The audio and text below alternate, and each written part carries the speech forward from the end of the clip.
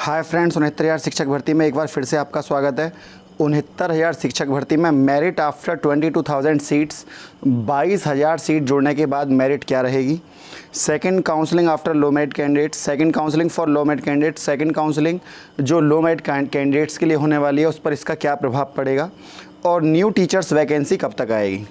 तो सबसे पहले एक एक करके टॉपिक बात करते हैं। सबसे पहले फर्स्ट टॉपिक पर बात करते हैं कि मेरिट आफ्टर 22,000 सीट्स, अगर ये 22,000 सीटें जुड़ जाती हैं तो आपको पता होगा, क्योंकि जो जनरल कैटेगरी की लिस्ट है, जनरल कैटेगरी की जो लिस्ट है वो 67.1 पर निकलकर सामने आ रही थी कि 67.1% पर ये लिस्ट लगी।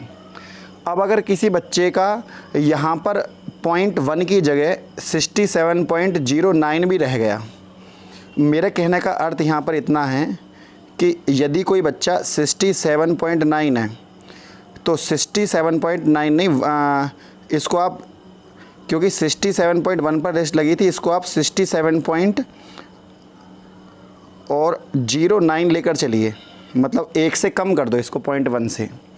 तो अब वो बच्चा, इसकी ये मेरिट मात्र 1% भी नंबर नहीं है पॉइंट में, और तब भी वो बाहर निकल गया। तो ऐसे छात्रों के लिए तो ये जीवनदायिनी चीज़ होने वाली है, क्योंकि आपको पता होगा जैसे जैसे मेरिट नीचे गिरती है अभ्यर्थियों की संख्या बढ़ती चली जाती है, और उन बढ़े हुए अभ्यर्थियों की संख्या की वजह से ही पहला 1% पे लगभग 5,000 बच्चों पे 1% लिस्ट गिरेगी, दूसरे 1% पर 10,000 बच्चे आ जाएंगे दूसरे 1% पर, और तीसरे 1% पर लगभग 15,000 बच्चे आ जाएंगे। तो आप समझकर चलिए कि यदि सेकंड, क्योंकि आपको पता होगा कि कुछ एनओसी वाले अभ्यर्थी हैं। अब इस मेरिट में कौन कौन से छात्र बाहर होने वाले हैं, सबसे पहले मैं आपको बता दूं। सबसे पहले तो जो फर्जी छात्र हैं, यहाँ पर मैं फर्जी को किसको कह रहा हूँ, फर्जी वो हैं जो कहीं ना कहीं किसी ना किसी तरीके से नौकरी पा गए हैं, और नौकरी नंबर 2 से या तो उनके डॉक्यूमेंट गलत हैं, या उन्होंने केएल पटेल जैसे लोग हैं जो 69,000 शिक्षक भर्ती में ये लोग पकड़े गए हैं जिन्होंने नकल करवाई है, इस तरह के लोगों के संपर्क में थे। तो काफ़ी छात्र ऐसे हैं, लगभग आप इनकी संख्या 500 मान सकते हैं, जो डर के मारे ही काउंसलिंग करने नहीं जाएंगे, क्योंकि उनको पता है कि अगर काउंसलिंग कराई तो उनकी गर्दन एसटीएफ की नज़र में आ जाएगी तुरंत, और एसटीएफ इसी की वजह से बैठा हुआ है चुपचाप। तो ये अभ्यर्थी अगर जहाँ जाएं भी तो 100 बार पहले सोच लें कि जाएं या ना जाएं, वरना तो नौकरी जानी तय है। हो सकता है घर की कुर्की के भी आदेश दे दे उत्तर प्रदेश सरकार इन चीज़ों में, भर्ती पूरी समय से निपटाए ना निपटाए, लेकिन यदि कभी एसटीएफ के थ्रू जाँच बैठाई जाती है तो एसटीएफ अपनी जाँच में इन चीज़ों को ज़रूर रखता है कि जिस व्यक्ति ने भी सरकारी पैसे का गलत तरीके से प्रयोग किया है और जो नियुक्ति पा गया है वो नंबर 2 तरीके से, तो इन अभ्यर्थियों की यहाँ पर नियुक्ति जाना 100% श्योर है। इनकी नियुक्ति को कोई बचा नहीं सकता है, ये निकलेंगे। अब दूसरे नंबर पर जो बच्चे आ जाते हैं, ये आ जाते हैं एनओसी वाले। ये एनओसी वाले छात्र कौन से हैं? तो एनओसी वाले छात्र ये वो छात्र हैं जिनको सरकार ने साफ साफ मना कर दिया है कि 22 दिसंबर 2018, मतलब यदि आपने एनओसी 22 दिसंबर 2018 के बाद ली है तो ऐसे अभ्यर्थियों की एनओसी मान्य नहीं है, क्योंकि पहले से ही नौकरी कर रहे हैं। अब तो सरकार एक कार्य और करने वाली है, आने वाली भर्तियों में सरकार एक कॉलम और जोड़ने वाली है कि यदि आप सेम जॉब के लिए अप्लाई कर रहे हैं दोबारा तो उसके पीछे क्या कारण है। तो वहाँ पर ऑप्शन होंगे कई तरह के, आप उनको भरेंगे तो आपका अभ्यर्थन पहले ही निरस्त कर दिया जाएगा फॉर्म भरते टाइम ही, क्योंकि एक व्यक्ति जो पहले से ही जॉब पे है वो केवल अपने गृह जनपद के पास आने के लिए दोबारा भर्ती प्रक्रिया में बैठता है, जिसकी वजह से वो एक जो न्यू फ्रेश कैंडिडेट है उसकी नौकरी को खा जाता है। तो ये चीज़ उधर अपना पद मुक्त कर देता है जो पुरानी नौकरी है, तो कहीं ना कहीं अव्यवस्था फैलती है। इसलिए सरकार ये काम कर रही है, तो एनओसी वाले बच्चे भी यहाँ पर बाहर निकलने वाले हैं। तीसरा पॉइंट है डॉक्यूमेंट। जिन अभ्यर्थियों के यहाँ पर डॉक्यूमेंट में कुछ गलती है तो इन अभ्यर्थियों को भी बाहर निकल दिया जाएगा। मान लो किसी ने मैक्सिमम मार्क्स गलत भरा है, मान लीजिए किसी अभ्यर्थी ने मैक्सिमम मार्क्स छोड़ो, मान लो कि किसी अभ्यर्थी ने यहाँ पर माता का नाम, पिता का नाम। तो सरकार ने, इलाहाबाद हाई कोर्ट ने साफ साफ मना कर दिया है कि मानवीय त्रुटि के आधार पर कोई भी चीज़ मानी नहीं जाएगी, क्योंकि इससे अव्यवस्था फैलती है। तो सरकार ने, ऊपर से जब जियो आया था 69,000 शिक्षक भर्ती का, उसमें साफ साफ लिखा हुआ था कि यदि कोई भी अभ्यर्थी गलत तरीके से सूचनाएं भरता है तो वो इसका स्वयं जिम्मेदार होगा और दोबारा कोई भी संशोधन का मौका आपको नहीं दिया जाएगा। हालांकि इसके खिलाफ रेट भी पड़ चुकी है। कल की डेट है 22 अगस्त, कल तारीख है और कल संशोधन को लेकर कल डेट है। मैंने आपको पहले बताया था वीडियो के माध्यम से।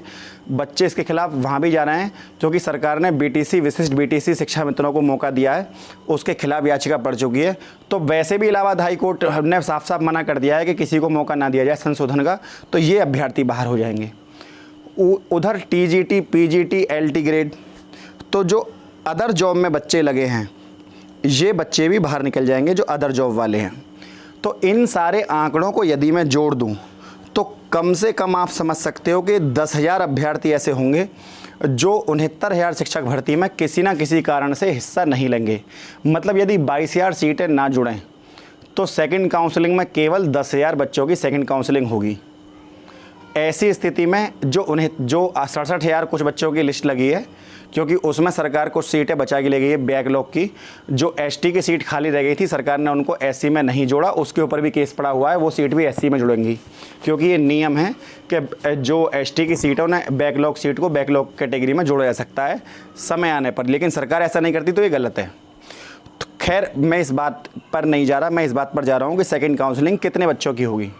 तो सेकंड काउंसलिंग में 67,000 जो बच्चे हैं इनको साफ साफ तरीके से बाहर निकाल दिया जाएगा।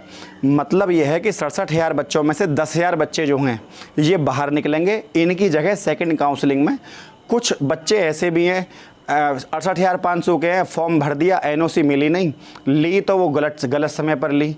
टीजीटी में साक्षात्कार हो रहे हैं, पीजीटी में साक्षात्कार। तो ये तमाम भर्तियों में जो अपर नौकरी हैं उन यूपीएसआई में सिलेक्शन हुआ है काफ़ी बच्चों का। तो वो बच्चे, क्योंकि 69,000 शिक्षक भर्ती अनियमितताओं से भरी हुई है, अनसर्टेनिटी है इस चीज़ में, कभी भी कुछ भी हो जाता है। तो बच्चे अपनी गर्दन, अगर कहीं और नौकरी मिल रही है तो इसमें अपनी गर्दन बच्चे नहीं फंसा रहे। ये तो उनको समझ में आ गया है कि भर्ती कहीं ना कहीं विवादों में है।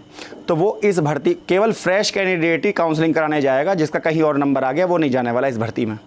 तो कुल मिलाकर 10,000 छात्र। लेकिन यदि 22,000 सीटों को और जोड़ दें तो ऐसी स्थिति में ये सीटें हो जाती हैं सेकंड काउंसलिंग में लगभग 32,000, क्योंकि 22,000 जुड़ेंगी और 10,000 पहले से ही 69,000 सीट। तो 32,000 पर यदि मेरिट लगती है, सेकंड काउंसलिंग यदि 32,000 सीटों पर होती है, तो आप मानकर चल सकते हैं कि जो जनरल की लिस्ट है वो 67.1 से घटकर 64.1, लगभग 3% गिरेगी इतने पर। क्योंकि 32,000 सीटें लगभग जो भर्ती प्रक्रिया चल रही है उसका लगभग 45% के बराबर बैठती हैं, और दोबारा से ही एक हिस्सा और जोड़ देना भर्ती में तो अपने आप में एक बड़ा मैटर है। क्योंकि फिर जो संख्याएं हैं भर्ती वो 69,000 संख्या ना होकर 69,000 में आप 22,000 सीटें और जोड़ दीजिए, ये सीटें हो जाएंगी 91,000, 91,000। और 91,000 के सापेक्ष यदि काउंसलिंग होती है तो आप समझ सकते हैं, आप खुद ही जानते हैं, समझदार हैं कि 91,000 पर होने वाली भर्ती की लिस्ट कितनी लगेगी। इसमें सबसे ज़्यादा फ़ायदा जो होगा वो होगा जनरल कैटेगरी के छात्र को। क्योंकि और इसमें फ़ायदा होगा एससी कैटेगरी के छात्र को, क्योंकि इनके छात्र सबसे कम पास हुए हैं। जनरल कैटेगरी में भी काफ़ी ज़्यादा बच्चे पास नहीं हुए हैं और एससी कैटेगरी में ज़्यादा बच्चे पास नहीं हुए हैं।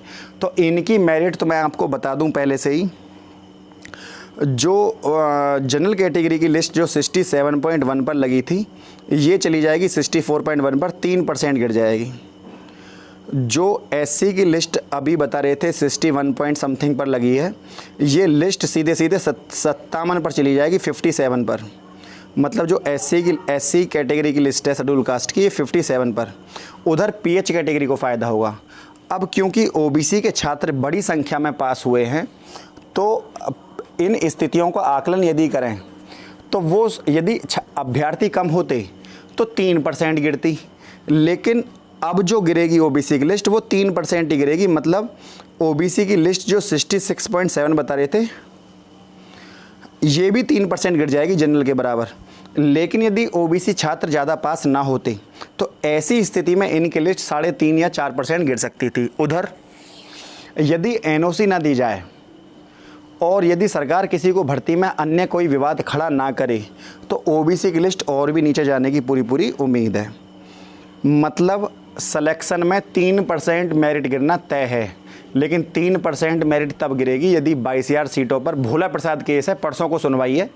तो आप समझ सकते हैं, मेरा मेन सेंस परसों से मतलब 13 तारीख को सुनवाई इसकी होनी है, तो कल आप मान सकते हैं।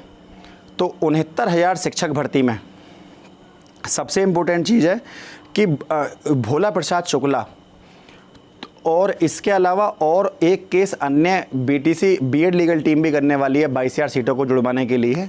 तो 2 वकील यदि वहाँ खड़े होंगे तो ज़्यादा अच्छा होगा। लेकिन फ़िलहाल तो भोला प्रसाद शुक्ला ने केस किया है।